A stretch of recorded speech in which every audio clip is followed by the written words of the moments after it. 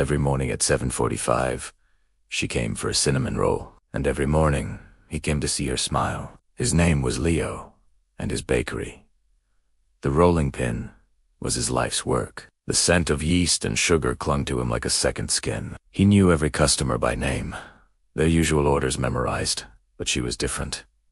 He didn't know her name. To him, she was simply Cinnamon Roll Girl. She'd arrive like clockwork, a whirlwind of hurried footsteps and the scent of rain-washed city streets. She always had her headphones on, a book tucked under her arm, and a focused look that seemed to hold the weight of the world. But when Leo slid the warm, gooey cinnamon roll across the counter, that focused look would melt, her eyes would crinkle at the corners, and a genuine, breathtaking smile would light up her face.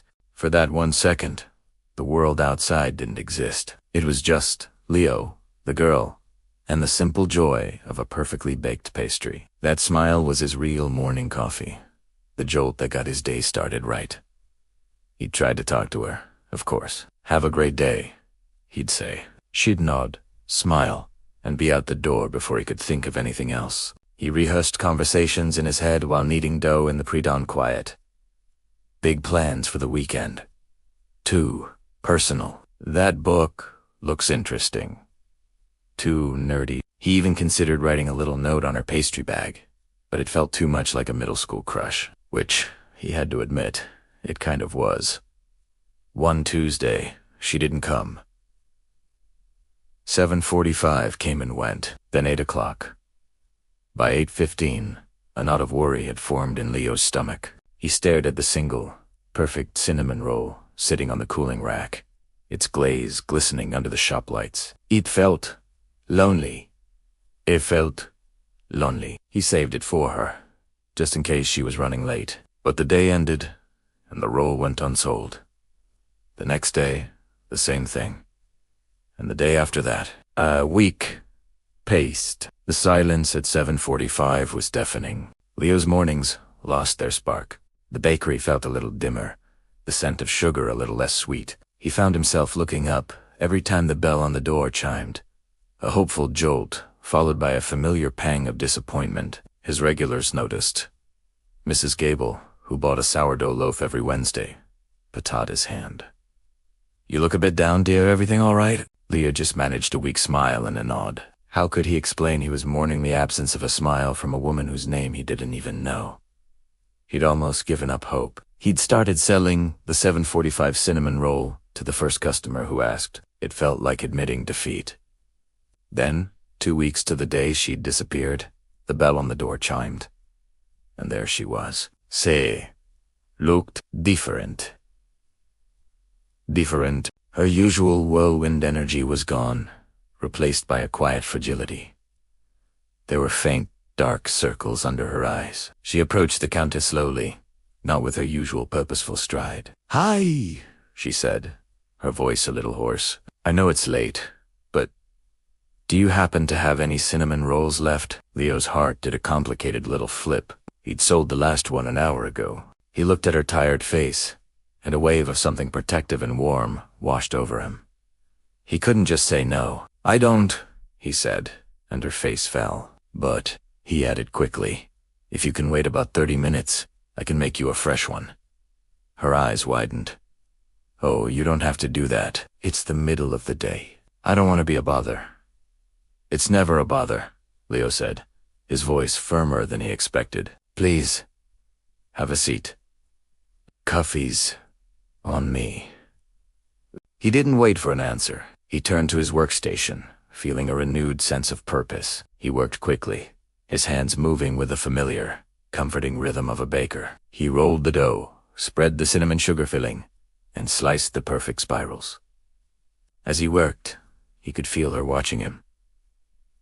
The silence wasn't awkward. It was comfortable, filled with the gentle clatter of his tools and the soft hum of the oven. While the roll baked, filling the shop with its intoxicating aroma, he poured her a coffee and brought it to her small table. "I missed seeing you," he blurted out, the words tumbling out before he could stop them. He felt his cheeks heat up. She looked up from a cup, a small, surprised smile playing on her lips. "You noticed I was gone." "Of course I noticed," he said, pulling up a chair. 7:45 isn't the same without you. She ducked her head, a blush creeping up her neck. My mom was in the hospital. It was a lot. I've been staying with her. Today's the first day I've really been back in my own neighborhood. I'm so sorry to hear that. Is she ... Is she okay? Leo asked, his voice soft.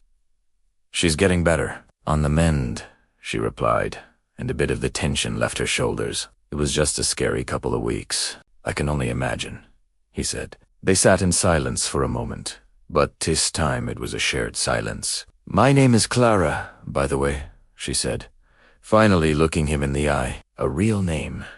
It was so much better than the one he'd made up. Leo, he replied, a wide, genuine grin spreading across his face. It's really, really nice to finally meet you, Clara. The oven timer dinged. Leo got up and pulled out the most perfect cinnamon roll he had ever made. It was golden brown, puffed up high with the glaze melting into every crevice. He placed it in front of her. Clara looked at the pastry, then up at him, and then she smiled. It wasn't the quick, fleeting smile he was used to. This one was slow, warm, and filled with a gratitude that made Leo's heart feel like it was rising, just like his dough. It was a smile that said more than words ever could. Thank you, Leo, she whispered. That day, Clara stayed for over an hour. They talked about her mom, his bakery, the book she was reading, and his secret ambition to one day perfect a She didn't have her headphones on. When Sa left, she didn't just nod. She turned at the door and said, See you tomorrow, Leo.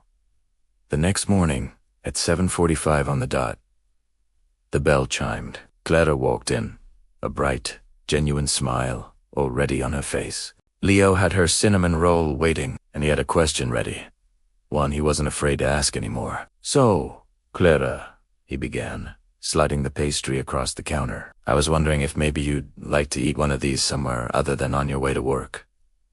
Like, maybe with me. For dinner. Her smile grew even wider. I'd love that.